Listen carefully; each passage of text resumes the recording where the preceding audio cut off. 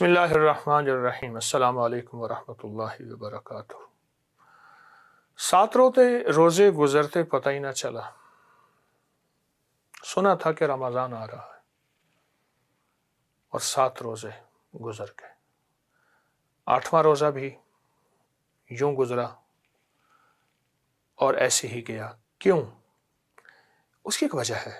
حدیث میں آتا ہے، آقا کا فرمان ہے کہ قرب قیامت میں سال ایسے گزریں گے جیسے مہینے ایسے گزریں گے جیسے ہفتے، اور ہفتے ایسے گزریں گے جیسے دن، اور دن ایسے گزرے گا جیسے شرارہ۔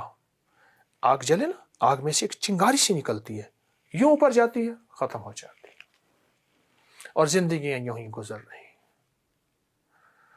تو آج کے ہمارے اس 8ویں روزے میں صرف ایک چیز نوٹ کرنی ہے کہ قبولیت کا وقت کون سا ہے، یہ چیز نوٹ کرنی ہے۔ دیکھیں، روزے کے ساتھ ہونے میں خود قبولیت ہے۔ جب بندہ روزے کے ساتھ ہے تو وہ خود قبولیت ہے، لیکن انسان کا مزاج ہے، ایک خزانہ مل جائے تو دوسرے کی طلب، دوسرے کی مل جائے تیسرے کی طلب، ایک گھر مل جائے تو کہہ رہے اور بھی ہو جائے، اور بھی ہو جائے تو اور بھی ہو جائے، پھر اور بڑا ہو جائے۔ دنیا کے اعتبار سے ہم حریص ہیں تو روحانیت کے اعتبار سے اور آخرت کے اعتبار سے اور برکتیں لینے کے اعتبار سے بھی ہمیں حریص ہونا پڑے گا، اور حریص ہونا چاہیے۔ علیہ ما عنتم حریص علیکم بالمؤمنین رؤوف الرحیم۔ ہمیں حریص ہیں، اور حریص کیسے ہوں گے؟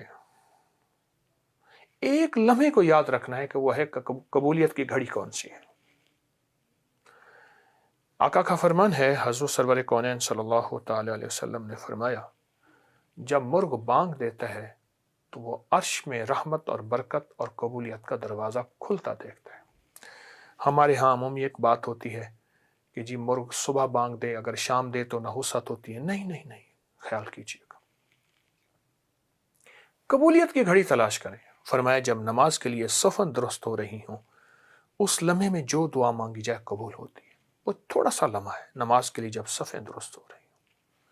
اور فرمایا، جب مؤذن اذان دیتا ہے، اذان کے بعد دعا قبول ہوتی ہے۔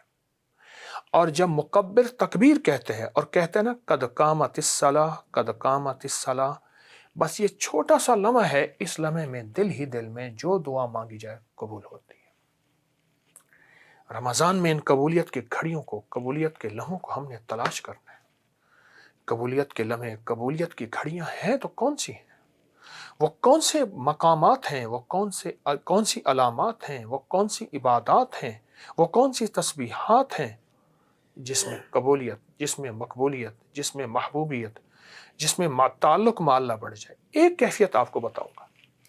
ہمیشہ جب بھی روزہ جو ہے، جسے روزہ لگنا کہتے ہیں، پیٹ کے اندر کی ایک بھوک کی کروٹ ہوتی ہے، بھوک کی کروٹ ہوتی ہے، اور بھوک کروٹ لیتی ہے، اور اس وقت انسان کے اندر ایک نڈھالی اور ایک تھوڑی سی تکلیف کی کیفیت پیدا ہوتی ہے۔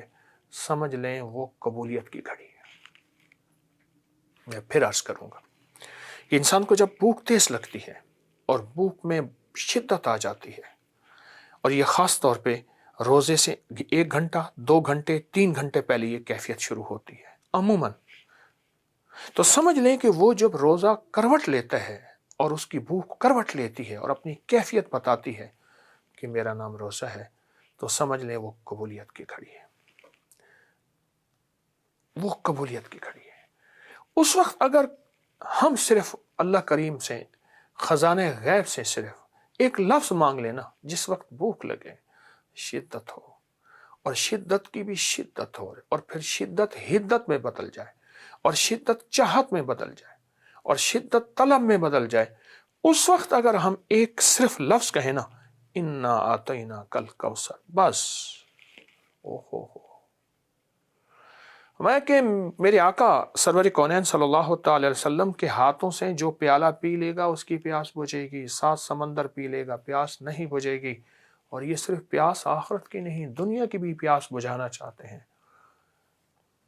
وہ رزق کی پیاس ہے، وہ صحت کی پیاس ہے، وہ طلب کی پیاس ہے، وہ زندگی کی کوئی پیاس ہے، اگر بجھانا چاہتے ہیں، اب چپ کر کے اس وقت یہ پڑھ لیں، 1 بار، 3 بار، 5 بار، 7 بار، چند بار، آپ کو کوثر ملے گا، اور جس کو کوثر مل گیا اور وہ ہے حضور کے پاس، کوثر سے مراد اس کی برکات، اس کے ثمرات، اس کی خیریں، وہ اگر جس کو مل گیا وہ دنیا کا خوش قسمت انسان ہے، اور دنیا کا شاندار انسان ہے، اور دنیا میں رزق، وسعت، برکت اس کے پاس ہے۔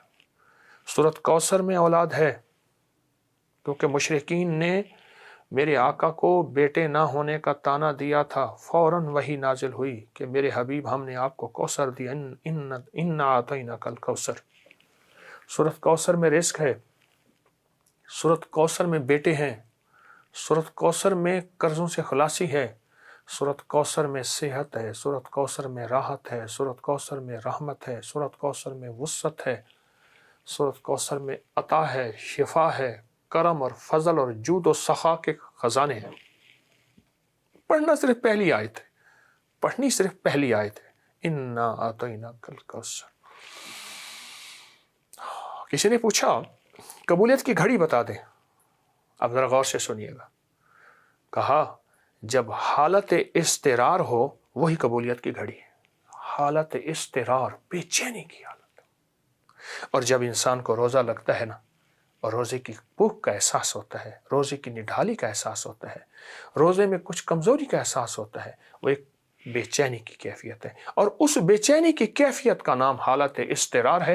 اور حالت اضطرار میں جو انا اعطیناک الکوثر پڑھے گا، زندگی میں ساری برکتیں اسی کی ہیں، عطائیں اسی کی ہیں، راحتیں اسی کی ہیں، رحمتیں اسی کی ہیں، اور مشکلات کا حل، پریشانیوں کا حل اسی کا ہے۔ بس یہ لفظ زندگی میں یاد رکھ لیجیے، حالت اضطرار، مستر کہتے ہیں بے چین کو، اور انشاءاللہ کامیابیوں کے دروازے کھل جائیں گے۔ اور یہ روزے میں روزے دار کے ساتھ یہ ہوتا ہے، اور اگر نہ ہو تو روزہ کس چیز کا نام ہے؟ یہ روزے کے اندر یہ کیفیت ہوتی ہے، کسی کو تھوڑی، کسی کو زیادہ ہوتی ہے۔ اور پھر پوری دنیا میں ابھی جیسے ہمارا آسٹریلیا کا یہ ساؤتھ افریقہ کا علاقہ نہایت گرمی کے روزے، اور کہاں ہیں جہاں نہایت سردی کے روزے، اور کہاں ہیں جہاں معتدل روزے، جیسے ہمارے معتدل روزے ہیں تو روزے کے ساتھ ہوتا ہے۔ اور جب بھی روزے کی بھوک کروٹ لے، آپ اس آیت کو پڑھیں گے، اسی وقت قبولیت کی گھڑی، اور اسی وقت انشاءاللہ بخت، مقدر، نصیب، رحمت اور رزق میں مہریں لگ جائیں گی۔ جزاک اللہ، السلام علیکم ورحمۃ اللہ۔